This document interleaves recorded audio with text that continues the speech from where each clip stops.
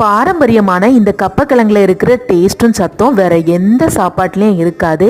மீன் குழம்பு ஊற்றி சாப்பிடும்போது தனி டேஸ்ட்டு தான். 1 கிலோ கம்பு கிழங்கை வாங்கிட்டு நல்லா தோலை உரிச்சிட்டு இது போல் நல்லா சின்ன சின்னதாக கட் பண்ணி தண்ணியில் சேர்த்து நல்லா வாஷ் பண்ணி எடுத்துக்கோங்க. இப்போ குக்கரில் கட் பண்ணி வச்சுருக்க கிழங்கு எல்லாத்தையுமே சேர்த்துட்டு தேவைக்கு உப்பை சேர்த்துட்டு கிழங்கு நிரம்புற அளவுக்கு தண்ணியும் சேர்த்துட்டு குக்கரை மூடிட்டு ஒரு 3 விசில் வர வரைக்கும் வேக வச்சிங்கன்னா நல்லா சாஃப்டாக வெந்துடும். வெந்ததும் அதில் இருக்கிற எக்ஸ்ட்ரா தண்ணி எல்லாத்தையுமே வடிச்சிட்டு ஒரு பக்கமாக ஆற வச்சிடுங்க.